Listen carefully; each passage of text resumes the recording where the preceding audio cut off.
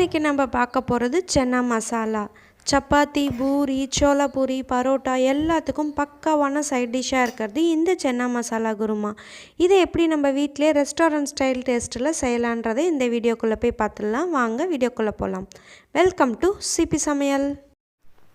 சன்னா மசாலா செய்கிறதுக்கு நான் இங்கே கொண்டக்கடலை, பெரிய கொண்டக்கடலை எடுத்து வச்சுருக்கேன். வெள்ளை கொண்டக்கடலை அதை ஒரு டம்ளர் அளவுக்கு எடுத்து வச்சுருக்கேன். இதை நம்ம ஒரு 2 வாட்டி கழுவிட்டு அதுக்கப்புறமா தண்ணி ஊற்றி ஊற வச்சிடலாம். ஓவர் த நைட் நான் சோக் பண்ணி வைக்கிறேன் 8 ஹவர்ஸ் கிட்ட. இது இருக்கட்டும். இப்போ பார்க்கலாம். நான் நேற்று நைட்டு ஊற வச்சுருந்தேன். 8 ஹவர்ஸ் கிட்ட ஆகிடுச்சு. இப்போ பாருங்கள், நல்லா நம்மளுக்கு ஊறி வந்திருக்கு. இது இப்போ நம்ம குக்கரில் 4 விசில் வச்சு எடுத்துடலாம். குக்கர்லேருந்து 4 விசில் விட்டு கொண்டக்கடலையை வேக வச்சு எடுத்துட்டேன். நான் நல்லா சாஃப்டாக நம்மளுக்கு வெந்து வந்திருக்கு. இந்த அளவுக்கு இருந்தது அப்படின்னா தான் நல்லாயிருக்கும்.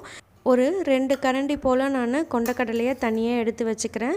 இது எதுக்காக எடுத்து வைக்கிறேன்னா, நம்ம அந்த கொண்டக்கடலையை நல்லா மசிச்சு சேர்த்துக்கிட்டோம் அப்படின்னா கிரேவி நமக்கு நல்லா திக்காக வரும். அதனால் இந்த மாதிரி எடுத்து வச்சுக்கிறேன்.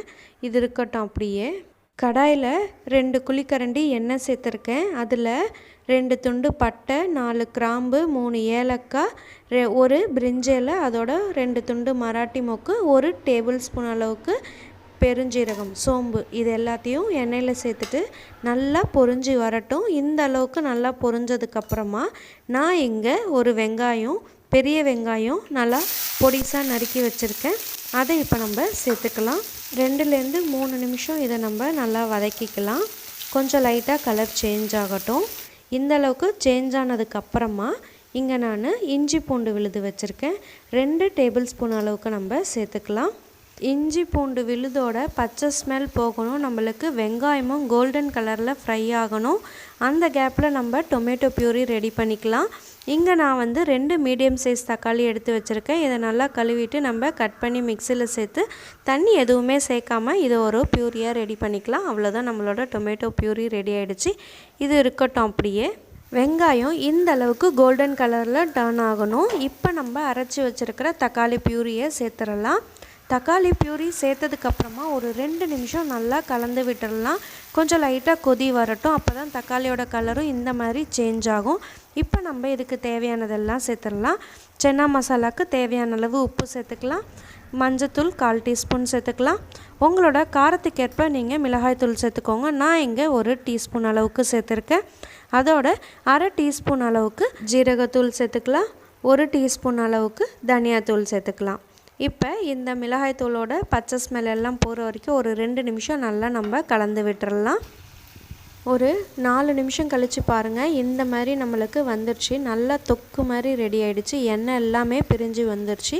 இந்த மாதிரி நம்ம வெங்காயம் தக்காளியும் ரெடி ஆனதுக்கப்புறமா நம்ம இங்கே வேக வச்சு எடுத்து வச்சிருந்த சென்னாவை சேர்த்துடலாம். நான் அந்த தண்ணியோடவே சேர்க்குறேன். தண்ணியில் தான் நிறையா சத்தும் இருக்குது, அதனால நான் சேர்த்துக்கிறேன்.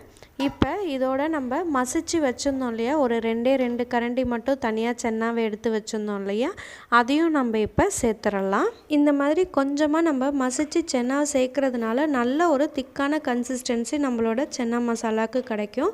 இப்போ நான் ஃபைனலாக ஒரு டீஸ்பூன் அளவுக்கு கரம் மசாலா தூள் சேர்த்துருக்கேன். உங்கள்கிட்ட சன்னா மசாலா தூள் இருந்ததுன்னா நீங்கள் சன்னா மசாலா வேணாலும் சேர்த்துக்கலாம். நல்ல ஃப்ளேவராக இருக்கும். ஆக்சுவலாக என்கிட்ட சன்னா மசாலா இல்லாததுனால நான் கரம் மசாலா தூள் சேர்த்துருக்கேன். அதுவுமே நல்ல ஃப்ளேவராக இருக்கும். எல்லாத்தையும் நல்லா மிக்ஸ் பண்ணிவிட்டு இப்போ நம்ம இதை மூடி வச்சிடலாம். 5 நிமிஷம் நல்லா கொதிக்கட்டும். 5 நிமிஷமாக நல்லா கொதிச்சிருச்சு. நல்ல ஒரு வாசனையாக இருக்குது. எனக்கு இப்போயே சாப்பிடணும் போல் இருக்குது. பசியும் எடுக்க ஆரம்பிச்சிருச்சு. நம்மளோட கிரேவி பாருங்கள் எந்த அளவுக்கு இருக்குன்ட்டு. நான் இன்றைக்கி சோளா பூரியோட தான் இதை நான் சர்வ் பண்ணுறேன். அதனால் நான் இந்த கன்சிஸ்டன்சியில் வச்சுருக்கேன். உங்களுக்கு இன்னும் கொஞ்சம் கிரேவி வேணும் அப்படின்னா நீங்கள் இன்னும் கொஞ்சம் தண்ணி சேர்த்து நீங்கள் திக்கான கன்சிஸ்டன்சியில் எடுத்துக்கலாம். அவ்வளோதான், நம்மளோட கம்மன்னு சன்னா மசாலா ரெடி ஆகிடுச்சு. ஃபைனல் ஸ்டேஜாக நம்ம கொஞ்சமாக கொத்தமல்லி தலையை தூவிட்டு நம்ம மூடி வச்சுட்டு 5 நிமிஷம் கழித்து எடுத்து சர்வ் பண்ணோம்னா கம்மன்னு சன்னா மசாலா ரெடி ஆகிடுச்சு. இங்கே நான் சோளாபூரியோட சன்னா மசாலா டேஸ்ட் பண்ண போகிறேன். நீங்களும் அதே மாதிரி சோளாபூரியோட இல்லாட்டி பூரி, சப்பாத்தி, பரோட்டாவோட இந்த சன்னா மசாலா கிரேவியை டேஸ்ட் பண்ணுங்கள். இந்த ரெசிபி உங்களுக்குலாம் கண்டிப்பாக பிடிச்சிருக்குன்னு நினைக்கிறேன். பிடிச்சிருந்தா மறக்காமல் இந்த வீடியோக்கு ஒரு லைக் கொடுத்துருங்க.